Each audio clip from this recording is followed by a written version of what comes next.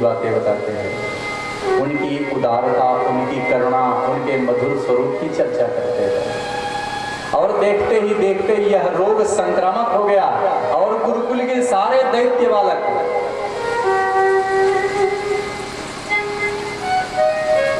प्रहलाद जी की रंग में रंग गए। महाराज, भक्त का यह स्वभाव है, जो भी संपर्क में आता है उसको अपने जैसा ही बना देते हैं। जैसे चंदन की लकड़ी को मुट्ठी में पकड़ के रखो,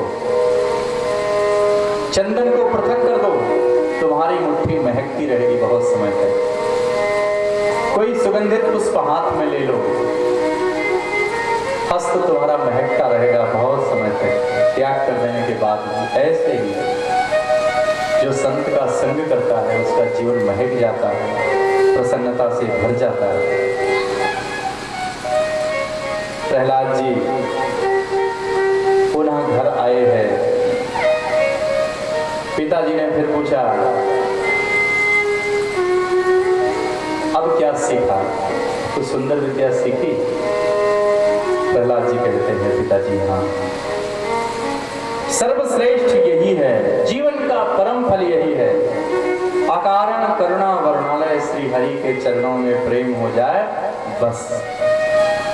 उन्हीं की लीला कथाओं को सुनकर उन्हीं के बन जाएं बस। उन्हीं के नाम रूप गुण का आश्रय लें बस। उन्हीं की पूजा करें, उन्हीं की अर्चना करें, उन्हीं का वंदन करें, उन्हीं का संकीर्तन करें, उन्हीं से अपना आत्म निवेदन करें। बहुत खिन्न हुआ, क्रोध के मारे राक्षस राज के नेत्र रक्त की भांति हो गए। जिसने दादा को मारा, स्वजन को मारा, उसका भजन करता है। अब देखिए प्रहलाद का कैसा जीवन है, कितनी कठोर परिस्थिति जीवन में आने वाली है। छोटा सा बालक कौन सा बुरा कार्य कर रहा था? भगवान का नाम ही तो ले रहा था, भगवान का भजन ही तो कर रहा था। पिता दुश्मन बन गया, इतना क्रूर हो गया, सूल से आघात करवाया, हाथी से कुचलवाने का प्रयास किया, विषदर्भ सर्पों से भरी हुई कोठरी में प्रहलाद जी को छोड़ दिया। ऐसे ऐसे कष्ट देते, जलती अग्नि में फेंकवा दिया, समुद्र में फेंकवा दिया, सारे प्रयास कर लिए, पर प्रहलाद जी हर बार सुरक्षित बच जाते हैं। भगवान जिसकी रक्षा करने वाला हो उसे कौन मार सकता है? जिस पर गोपाल की कृपा हो उसका कौन बाल बाका कर सकता? प्रहलाद ने जैसे संसार को बताया हो, जिस जठर में ताप न हो उस जठर में भोजन नहीं पकता है, और जिस जीवन में बाधाएं ना आए, जिस जीवन में विपत्तियां ना आए, उस जीवन में भजन पक्का नहीं होता। हमारे प्यारे बाबा सदगुरुदेव भगवान कहते हैं, समुद्र के किनारे जाओ, हमेशा लहरें आ रही हैं। तुम अगर सोचो कि लहरें बंद हो जाएंगी तब मैं स्नान करूंगा, कई जन्म खड़े रहोगे, स्नान नहीं कर पाओगे। ये बाधाएं, विपत्तियां, परेशानी तो हमेशा जीवन में साथ लगी रहेंगी। इन्हीं में हमको, इन्हीं को सहन करते हुए हमको ठाकुर जी का बनना है, उसका नाम लेना है, उसकी प्रीति पाना है। भक्ति योग का आश्रय लेकर जीव भगवान का बन जाता है, समस्त संकटों से पार हो जाता है। प्रहलाद ने अपने दोस्तों को भगवत चिंतन की इतनी सुंदर पद्धति बताई विद्यालय में।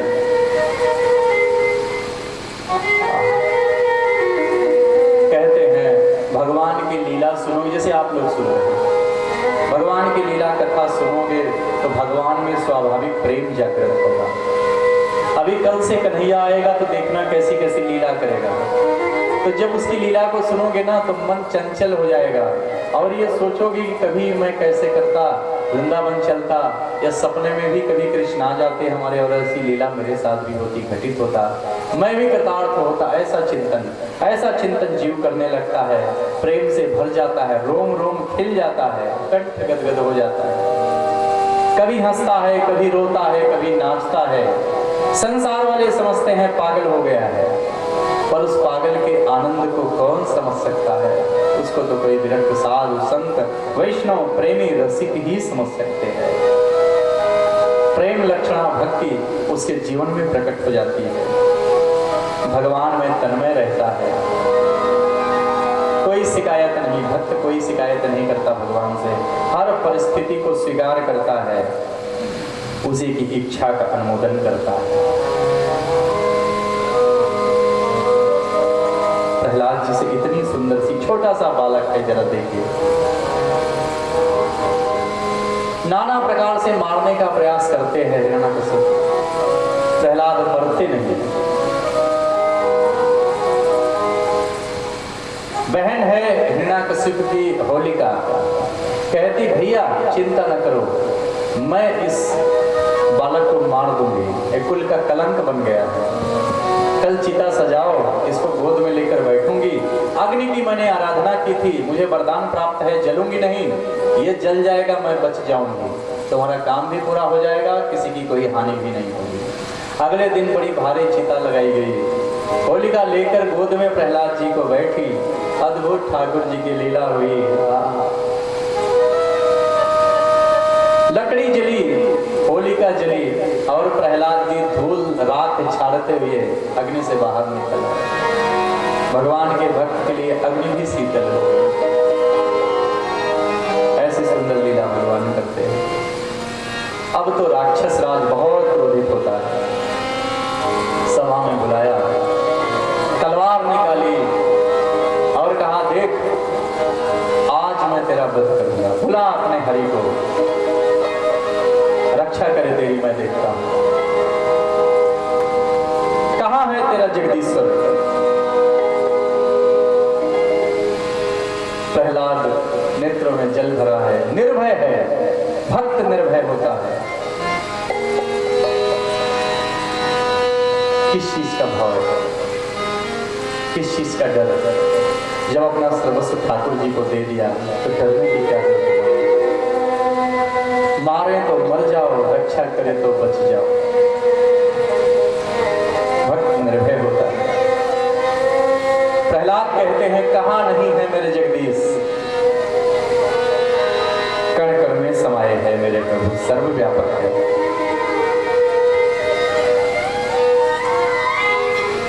राक्षस राज कहता है क्या इस खंभे में भी है तेरे परमेश्वर, ये पत्थर के खंभे में भी तेरे परमेश्वर है, तेरे जगदीश है? प्रहलाद कहते हैं हाँ। बहुत सुंदर बात आई, क्वासौ यदि सर्वत्र कस्मात् स्तंभे न दृश्यते। राक्षस राज कहता है कि अगर सब जगह है तो इस पत्थर के खंभे में दिखाई तो नहीं देता। प्रहलाद ने कहा पिताजी वह चर्म चक्षु के विषय नहीं है, अगर भावना हो तो इस पत्थर के खंभे में भी ठाकुर जी प्रकट हो सकते हैं, दर्शन दे सकते हैं।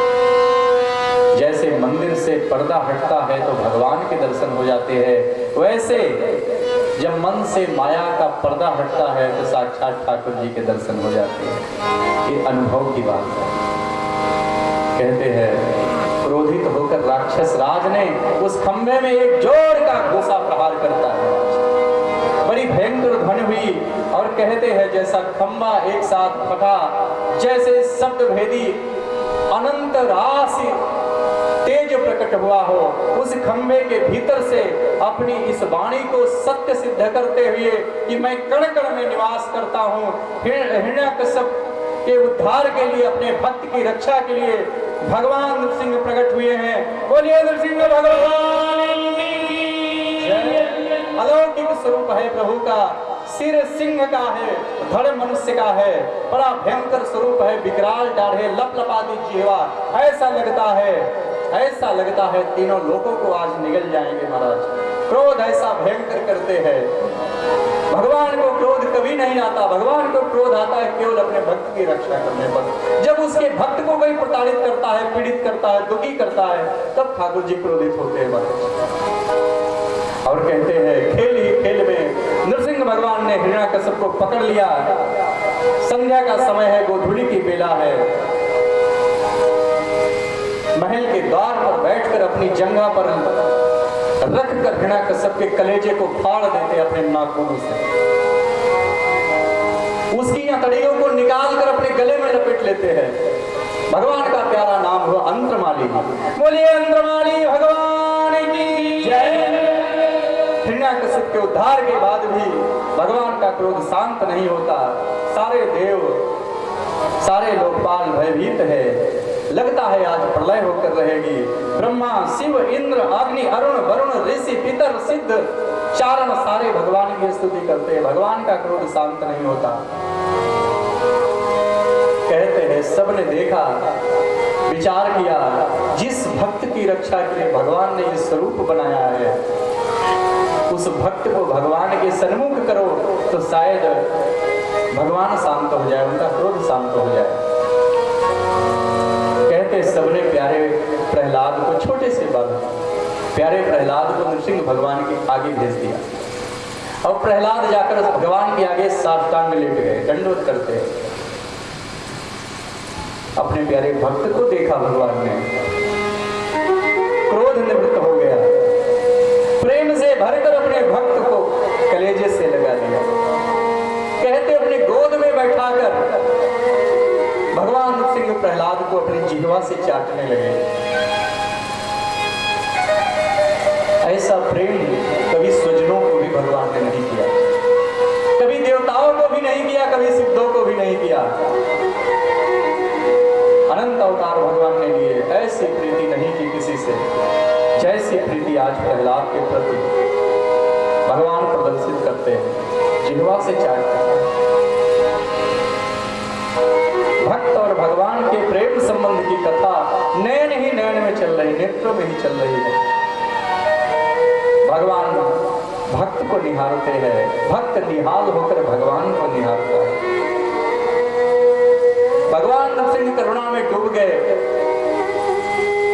कहते हैं मेरे प्यारे बच्चे, मेरा भजन करते हुए तुम्हें कितने कष्ट सहने पड़े, मुझे क्षमा कर देना, मुझे आने में थोड़ी देर हो गई, बस मुझे आने में थोड़ी देर हो गई, क्षमा करना भगत, मुझे देर भई आने में।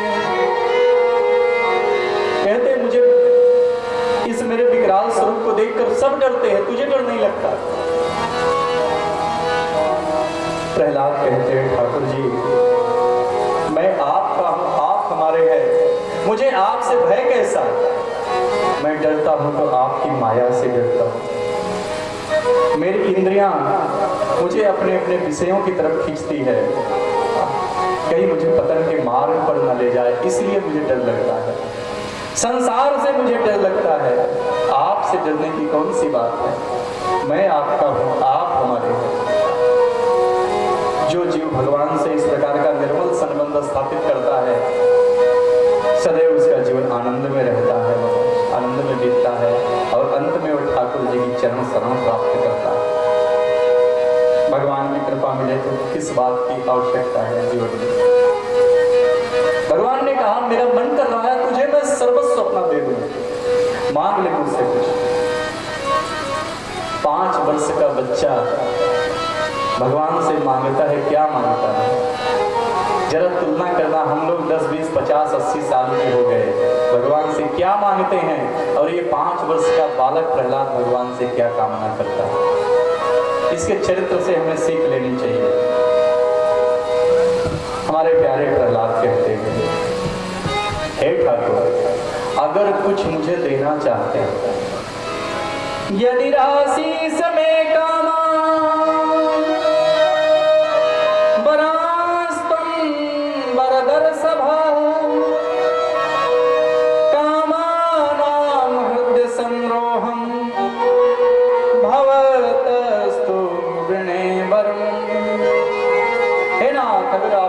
मुझे देना ही चाहते हैं, आपका मन करता है, आपकी कोई इच्छा है, तो आप यही पर मुझे दीजिए कि मेरे मन में कुछ मांगने की इच्छा ही कभी पैदा न हो।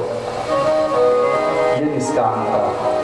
निष्काम चिंतन ही, निष्काम भजन ही, निष्काम सेवा ही ठाकुर जी को प्राप्त करता है जीव। निष्काम सेवा ही भक्त को भगवान के सन्मुख करती है। अयाचक वृत्ति, केवल भगवान से भगवान को ही मांगना, भगवान से भूल कर भी कोई संसारिक वस्तु नहीं मांगना। प्यारे ठाकुर जी की ही याचना करना, तुम मुझे मिल जाओ, मुझे और कुछ नहीं चाहिए।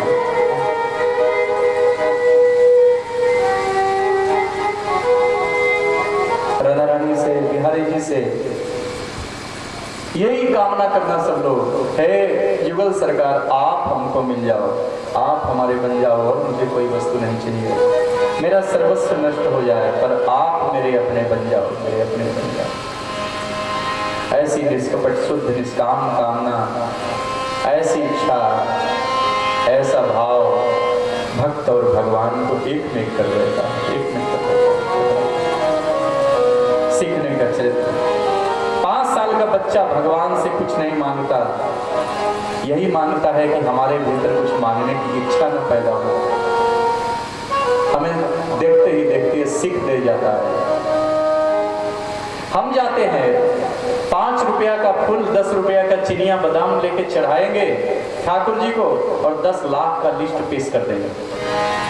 वैष्णो देवी जाएंगे, 101 रुपया का प्रसाद चढ़ाएंगे, 5 करोड़ की लिस्ट पेश कर देंगे। ये फैक्ट्री लगाई है, चल जाए तो फिर अगली बार फिर आऊंगा, 51 वाला प्रसाद चढ़ाऊंगा। भिखारी की तरह क्यों जीते हो भाई? प्रेमी याचना नहीं करता, प्रेमी देने का भाव रखता है। प्रेम मांगता नहीं है, प्रेम देता है। प्रेम में देने का भाव होता है। प्रेम में केवल यही भाव होता है प्रेमी के मन में, मेरा प्रिय सुखी रहे, मुझसे प्रसन्न रहे, बस और मुझे कुछ नहीं चाहिए। तत् सुखे सुखित्वम प्रेम लक्षणम। ठाकुर जी से ठाकुर जी को ही मांगो। कहते हैं प्रहलाद जी पर कृपा किए हैं भगवान। प्रहलाद जी